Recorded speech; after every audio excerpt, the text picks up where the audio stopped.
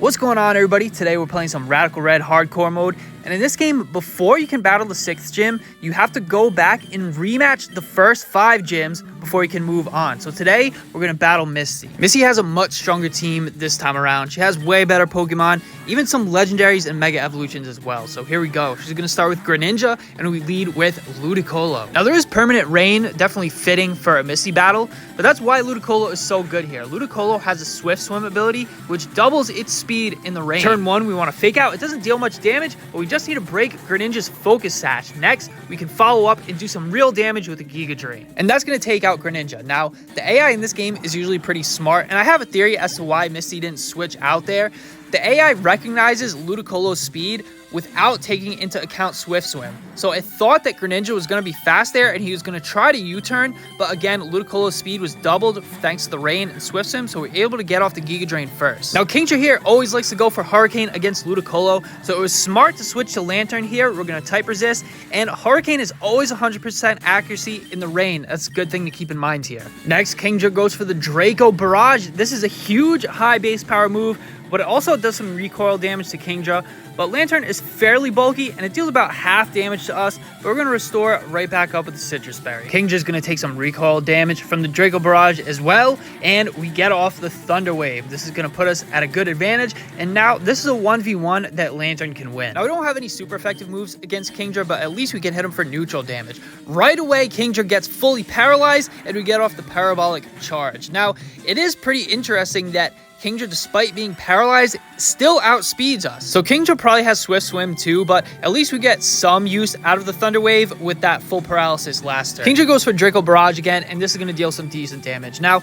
we kind of misplayed last turn. We should have charged up first and went for Charge, and then on this turn, retaliated with the Parabolic Charge. We would have been able to increase our special defense by using Charge, so we would have taken less damage from the Draco Barrage, been able to take him out in just one attack with the boosted Parabolic Charge, and restored more health as well. But either way, it worked out. Kingra goes down, and Jirachi comes out next. Real quick, guys, remember to leave a like on the video if you are enjoying the battle so far. It helps out a lot. And subscribe to the channel if you haven't already. I think like 90% of you guys are not subscribed. So it's free. You can always unsubscribe, but you can see more videos like this, and it does help out a lot. All right, so we're going to switch to Swampert here. The AI definitely sees a KO on Lantern, so it goes for an attacking move. Using Side Shock, Swampert tanks it fairly well because it does deal physical damage, and Swampert has pretty good defense. And it's good that we baited him into using an attacking move because Jirachi likes to set up Calm Mind. Next, we're going to Mega Evolve, taking full advantage of this rain once again. Mega Swampert has the Swift Swim ability as well. We attack first and go for the huge Earthquake. It's stab, super effective,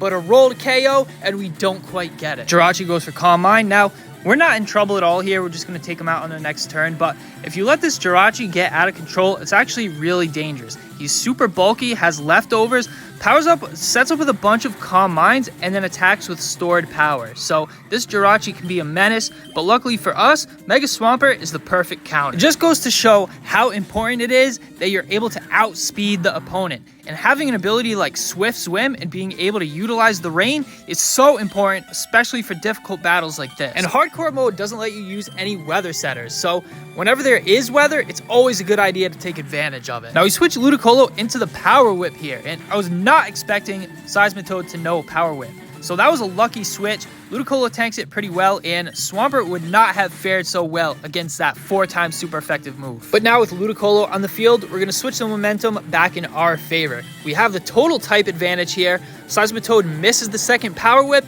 and we get off the 4-time super effective Giga Drain. And that was a lucky miss from the Power Whip. Ludicolo would have survived it either way, unless it was a crit, of course, in which case we would have been in trouble. But either way, even if the Power Whip hit us with a non-crit, we would have healed right back up from the Giga Drain, getting the one-shot. And with Seismitoad down, Thundurus comes out next. Now, this isn't the greatest matchup-wise, but we're still going to keep this momentum going. We still attack first with Swift Swim. Our Hydro Pump is going to get boosted from the rain, and we're still going to deal a ton of damage. Thundurus retaliates with the Thunder, which has 100% accuracy in the rain. It deals neutral damage, but Ludicolo is going to hang on like a champ. It only deals about half health, and we're going to take him out on the next turn. Now, Thunder actually has a 30% chance to paralyze. We definitely are lucky we didn't get paralyzed there because we would have been in big trouble. we would have got outsped and probably taken out by the Thundurus from a second Thunder, and we need Ludicolo to carry us through the rest of this battle. Well, maybe not need Ludicolo, you know what I mean? We actually still have all of our Pokemon in the back still alive and healthy. But either way, Gyarados comes out next as Misty's final Pokemon. Gyarados Mega Evolves, and this is actually going to work in our advantage because this takes away Gyarados' flying type and makes Gyarados a dark water type, which means our Giga Drain is going to be super effective. Now, Mega Gyarados still has insanely high base stats, and look at that, our Giga Drain only deals a little over half health. This battle's not over yet.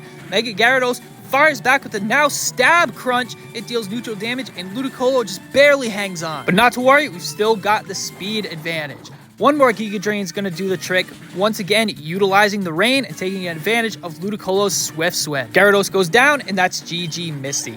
I hope you guys enjoyed the video. That's it for this one. And this battle, to be honest, wasn't the hardest battle, especially compared to some of the other battles in this game, but it really just goes to show how broken and OP Swift Swim actually really is. But what do you guys think about the battle? Leave a comment below. I always love to hear from you guys with any constructive criticism, feedback, recommendations, all that good stuff. But as always, thank you all so much for watching. Tune in next time where we rematch Lieutenant Surge, and see you then.